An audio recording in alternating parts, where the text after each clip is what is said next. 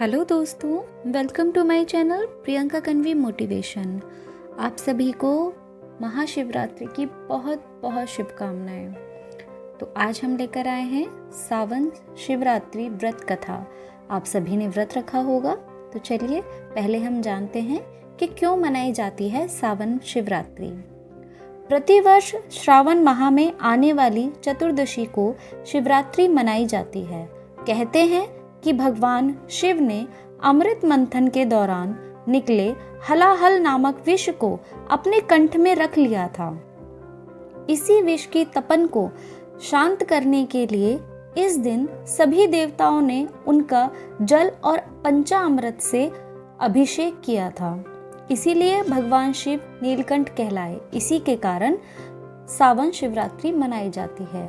तो चलिए अब हम अपनी कथा की ओर चलते हैं और कथा प्रारंभ करते हैं।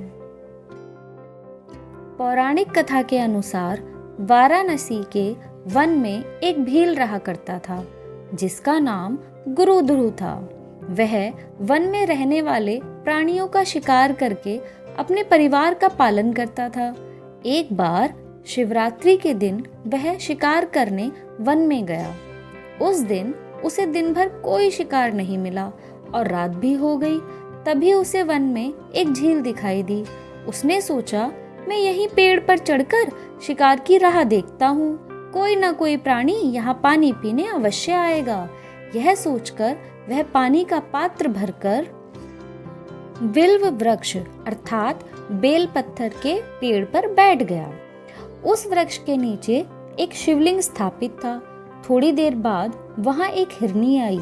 गुरुध्रुव ने जैसे ही हिरनी को मारने के लिए धनुष पर तीर चढ़ाया तो बिल्ववृक्ष के पत्ते और जल शिवलिंग पर गिरे। इस प्रकार रात के प्रथम पहर में अनजाने में ही उसके द्वारा शिवलिंग की पूजा हो गई। तभी हिरनी ने उसे देख लिया और उससे पूछा कि तुम क्या चाहते हो। वह बोला कि तुम्हें मारकर मैं अपने परिवार का पेट भरूंगा। यह सुनकर हिरनी बोली कि मेरे बच्चे मेरी राह देख रहे होंगे, मैं उन्हें अपनी बहन को सौंपकर लौट आऊंगी। हिरनी का ऐसा कहने पर शिकारी ने उसे छोड़ दिया। थोड़ी देर बाद उस हिरनी की बहन उसे खोजते हुए झील के पास आ गई। शिकारी ने उसे देखकर पुनः अपने धनुष पर तीर चढ़ाया। इस बार भी रात के दूसरे पहर में विल वृक्ष के पत्ते व जल शिवलिंग पर गिरे और शिव की पूजा हो गई। उस हिरनी ने भी अपने बच्चों को सुरक्षित स्थान पर रखकर आने को कहा। शिकारी ने उसे भी जाने दिया। थोड़ी देर बाद वहां एक हिरन अपनी हिरनी की खोज में आया। इस बार भी वही सब हुआ और तीसरे प्रहर में भी शिवलिंग की पूजा हो गई। वह हिरन भी अपने बच्चों को सुरक्षित स्थान पर छोड़कर आने की बात कहकर चला गया। जब वह तीनों हिरनी व हिरन मिले तो प्रतिज्ञाबद्ध होने के कारण तीनों शिकारी के पास आ गए। सबको एक साथ देखकर शिकारी बड़ा खुश हुआ और उसने फिर से अपने धनुष पर बाण चढ़ाया, जिससे चौथे पहर में पुनः शिवलिंग जी की पूजा हो गई। इस प्रकार गुरुध्रुव दिन भर भूखा प्यासा रहकर रात भर जागता रहा और चारों प्रहर अनजाने में ही उससे शिव जी की पूजा हो गई और शिवरात्रि का व्रत संपन्न हो गया, जिसके प्रभाव से उसके पाप तत्काल भस्म हो गए। सूर्य उदय होते ही उसने सभी हिरणों को मारने का विचार त्याग दिया। तभी शिवलिंग से भगवान शंकर जी प्रकट हुए और उन्होंने गुरुध्रुव को वरदान दिया कि त्रेता युग में भगवान राम तुम्हारे घर आएंगे और तुम्हारे साथ मित्रता करेंगे, तुम्हें मोक्ष भी प्राप्त होगा।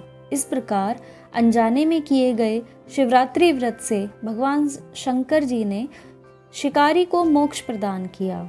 तो दोस्तों, देखा आपने, भोले भंडारी कितने भोले होते हैं। अनजाने में की हुई पूजा का भी विशेष फल देते हैं। तो आप सभी भी शिवरात्रि का व्रत अच्छे से संपन्न करें और भोलेनाथ का आशीर्वाद प्राप्त करें। तो दोस्तों, भोलेनाथ आपका और आपके परिवार का जीवन भर मार्गदर्शन करें।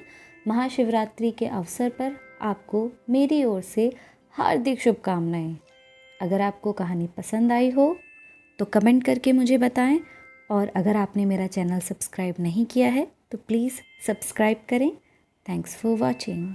ओम नमः शिवाय।